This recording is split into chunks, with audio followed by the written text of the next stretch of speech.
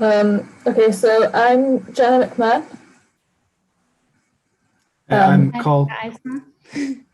I'm just going to take you through our presentation. So, housing reframed is a universal typology which aims to tackle the modern issues and inadequacies of social housing. By taking an additive approach, it seeks to establish facilities which recent events have proven essential, such as adaptable private space, safely accessible outdoor space, and a sense of community.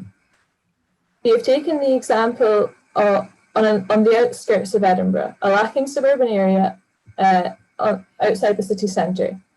This is one of several sites that would be developed across the city, eventually creating a linked network of urban enclaves that run through a circular economy, feeding both into themselves and outwards to their wider surroundings. The site consists of 2 high-rise flats, which are a ubiquitous urban feature globally, and as such have been used as a template to develop a universally applicable and affordable housing typology. The construction of council housing in the UK surged in the 1950s and 60s. Following World War II, slums across the country had been cleared in order to establish a newer, modern way of living. Providing an optimal ratio of building footprint to resident, it is easy to understand why high-rises were such a common model for affordable social housing. They supplied uncrowded, good quality and affordable tenancies to working class people, with at the time modern amenities which made the schemes appear idyllic. However, the concept of council high-rise flats was later criticised for creating poor quality, badly built housing and high-density estates, many of which had become hard to let and to live in by the late 1970s. In reality, many of the flats were built at low cost on run-down inner-city areas or alternatively on low-cost suburban sites, some quickly gaining a poor reputation. On top of this, these high-rises were made unadaptable to the changes of modern living. Few have been updated or renovated since construction, leaving many in poor quality, single-glazed apartments with inadequate indoor and outdoor space. This type of community and housing situation is not unique. Other similar high-rise flats have been identified in Edinburgh alone, and we believe this is a common typology seen all over the world. Now I'm going to present a video briefly, which unfortunately may buffer, but in what we've submitted to you should, if you follow the link there, you should be able to view that more clearly yourselves.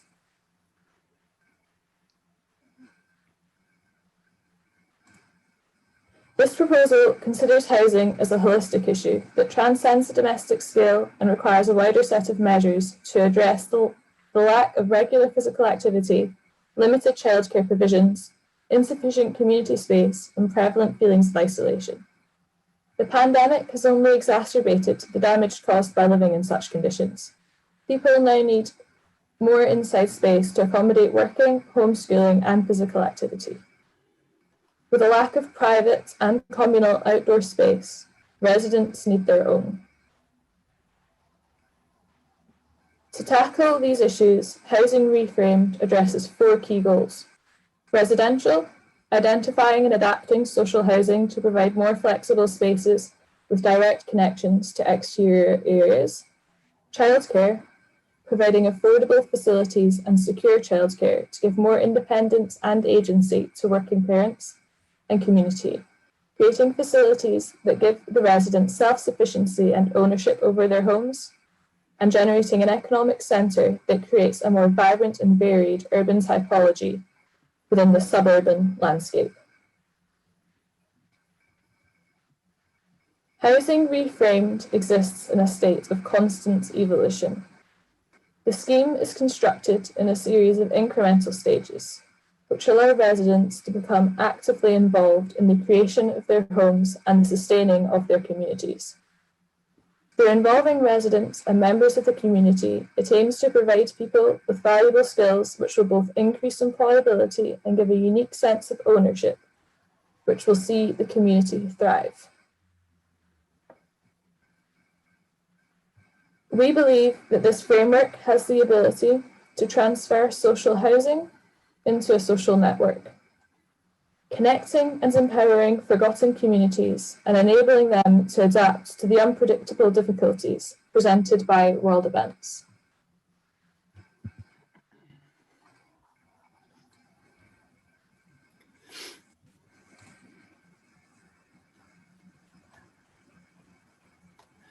The CLT framework is first erected on site by professional labourers. This initial stage requires the outsourcing of contractors within the area, bringing with it employment opportunities that could spill into surrounding sites once the initial framework has been erected. Timber and cork were chosen as the primary materials to be used throughout the site. Both these materials create a demand for locally produced timber and forestry industries. They also act as a carbon lock and, most importantly, are safe and accessible for residents to become involved in the construction process. The cork cladding acts to improve the thermal performance of the existing homes, bringing down energy costs and improving the livability of the flats. In the long term, this material can hopefully be produced from other iterations of the Housing Reframe project, providing a circular economy to the workshops and hubs that grow within the framework. Once the CLT frame, the new windows and the railings have been installed by trained professionals, the majority of the work can be handed over to the residents if they wish. By giving the current residents agency to help create the spaces in which they live, it provides a sense of ownership and personality that is so often lacking in government-provided housing. The proposal then focuses on constructing community hubs in the form of workshops, courtyards, and childcare facilities. This provides the foundations for a social infrastructure that areas such as Wrestlerig lack, whilst providing facilities for the residents to begin taking ownership over their homes, recycling plastics, cork, and wood to customise and create their modules that can expand both interior and exterior spaces. These workshops aim to create a vibrant hub for the neighbouring area, creating employment opportunities for craftspeople and providing facilities for locals to train themselves in areas such as basic home repair, again giving more ownership over their homes. Workshop courtyards formed at the heart of the Housing Reframed also provide a central hub from which further socio-cultural events can extend, providing space for something as like a market, public performances, or even just to kind of kick a football about. The pandemic has highlighted issues of isolation created for those who rely on public transport. Addressing childcare, Housing Reframed aims to incorporate the childcare facilities into the roofs of the high-rise flats, providing a safe and well-connected space for children to learn and play. These areas are serviced by a series of modular rooms that provide the necessary facilities required for the childcare, whilst leaving the main space open and flexible to the children. Many young families live in high-rise blocks, with parents often suffering from both isolation and lack of work due to the commitments required as parents. The addition of direct childcare facilities within the development aims to alleviate some of that pressure and give more families the ability to prioritise their own mental health, as well as giving them the time to pursue their desired career paths. Once the community hubs have become more established, the process of module construction and inhabitation can be provided for the residents to expand their homes and the potential for more social spaces within the ground condition. Agricultural modules that can be assembled by hand by the residents are implemented throughout the ground condition, creating further nooks and crannies for social interactions, giving back to the neighbourhood by providing a more friendly and welcoming environment. The agricultural modules can be inhabited by both the residents within the development, growing their own fruits and vegetables, as well as local companies that can use the modules as more permanent market stalls to help establish a steady stream of local customers. These stalls can also be used to feed back into the deprived areas in which Housing Reframed are placed, providing food for those who need it and employment opportunities for those able. All the modules built on site are set to a standardized dimension to allow for cheaper and easier production. The residential modules are designed to allow a maximum flexibility throughout the day, so they can become anything from an interior home gym, an office, or even just a spot to read a book. Over the course of roughly 15 months, the Housing Reframed development aims to establish the required facilities to create the urban enclaves that are lacking in deprived and forgotten areas, providing connected and secure childcare, as well as social hubs, urban agricultural space, and workshops for the communities that facilitate the creation and customization of modular expansions to homes within Housing Reframed. The scheme has been designed through an additive lens, ensuring that residents remain in their homes throughout all stages of intervention.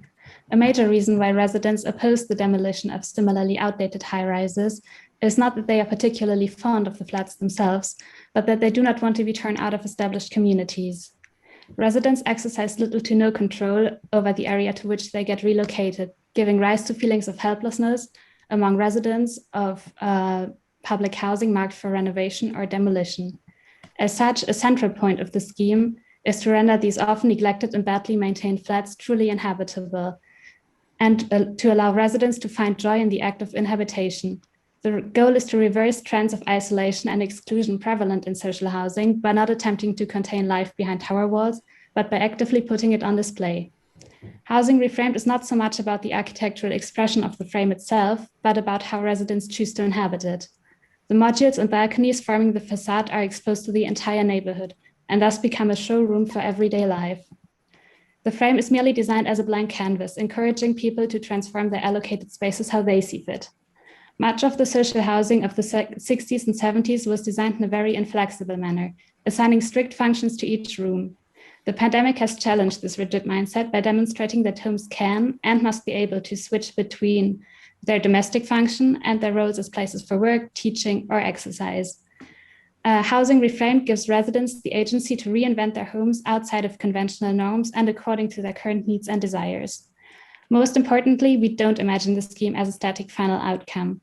The high-rises are inhabited throughout all stages of the rehabilitation. And because this process is open-ended, the process in itself becomes the lived experience, allowing for everyday life to invent itself. At the example of the module configurations used in the case study, we attempted to quantify the benefits of the scheme to the residents. The available living space was extended by 5.5 square meters per person, which is an increase of about 20%. Meanwhile, around 20 square meters of privately accessible external space were created per person, addressing the crucial lack of usable outdoor space in public housing. However, these numbers are not fixed, as residents are free to prioritize the addition of internal over external space and vice versa. Most importantly, the proposal does not only focus on providing access to space, but also to opportunities. The affordable childcare scheme would provide places for 70 children. The actual physical capacity of the facilities is greater, allowing for the program to be extended over time to service the wider community. We estimate that 43 jobs would be created on-site through the development of a farming and hospitality industry, as well as the workshops and childcare, aiding employment rates and helping build a local economy. Upon the full implementation of the process, we will have established accessible and secure childcare facilities, a social hub of workshops and multi-use courtyards, and we will have given residents the ability to build and customize the new in and outdoor spaces. And we will have developed the potential of local economies feeding back to both high-rise residents and the neighboring community. The foundations have been laid for the development to truly flourish as time passes, moving from the architecture to the people, growing and evolving and preventing these areas from slipping back into the forgotten spaces from which they came.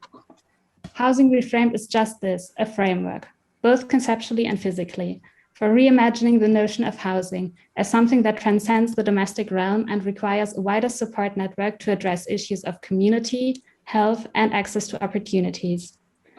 Being modeled on the ubiquitous example of the social high-rise, the project offers the potential to be adopted globally and altered to suit local conditions. The project is not about uniformity. Although the approach remains the same, materiality, the use of spaces and their fillings can differ depending on their location, climate, and cultural realm. The project seeks to improve living conditions and provide opportunities to those hit hardest by the pandemic because of their already marginalized status. By creating infinitely ongoing sites of construction and reinvention, the project not only aims to create networks of economic activity and opportunity for residents, but to also turn these previously neglected and sometimes shunned areas into vibrant community hubs. Simultaneously, the sites are imagined as catalysts for the manufacturing and exchange that tie in wider supply chains. In these times of isolation, Housing Reframed seeks to establish a new approach to connectivity, imagining a transnational system of city enclaves interlinked with one another, as well as being firmly grounded in their local communities.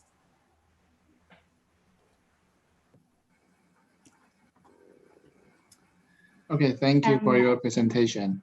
Thank you very much. Yes, Thank okay, you. now is the Q&A time, and Francine, please. Thank you very much for your presentation. One little thing what I want to tell to all the people presenting, if you just read it out loud and so quickly, that's rather difficult to follow. So maybe just a separate advice, slower and more and more just talking. Okay, first of all, I really like that you take an existing blocks, what are all over the world, these blocks of a special social housing typology, and that you add the CLT framework to it, to these old affordable housing blocks. I like your whole storyline, but of course with CLT, and now you make this nice rendering that it looks like nice wood, but of course there are some issues with CLT, and I like CLT, that's not the issue, but there is something with fire, there is something with fire protection between houses. If you want to have this flexibility about that people they can choose their own, if they want to use it as an outdoor space or an indoor space, how do we deal in a nice way with the rainwater drainage? Because you have to, it should be clear where the rain goes. And also what is very essential, I'm not sure if you can really expose the CLT, because how will it age? Because now you make this beautiful, that it looks like beautiful fresh wood, but in 1 year time, and especially also northeast, southwest wind and sun, how can you make the, I know it's rather technical, this question, but I think it's essential to be successful that it looks beautiful and that it stays beautiful. And therefore you also have really to deal with these technical issues. So I was just wondering if you have some ideas about this. Yeah, no, it's a really good question. Obviously, we selected the sort of CLT for a number of reasons, but obviously the sustainable nature of it, and hopefully that it would encourage kind of local industries, within Scotland. Well, in this case study, and the main reason was that it was a more accessible material for. And not so much with the large frame, but the small scale modules for residents become involved in that kind of the construction process. If it were a different material, hopefully as is clear that the whole project isn't about the materiality of the timber, and in theory the beauty of the housing reframed comes from the kind of inhabitation and the personality of each individual flat. So visually, if it was something like a steel frame, hopefully it would still have the same kind of individuality and beauty that we're trying to get across in the visuals. I think that the part that would have to change is the kind of the interaction that the residents have within the construction process. So maybe it'd be a case that the smaller scale things, such as modules which can maybe be protected by some other cladding, could remain CLT, whereas the larger frame, in which the process they're not involved in, could become something like steel, which obviously visually would be different. But as I say, it's hopefully visually the main thing is the kind of the inhabitation of the frame rather than the frame itself. If that answers that at all. Thank you for your answer. Thank you. That's very clear. Thank you very much for your project.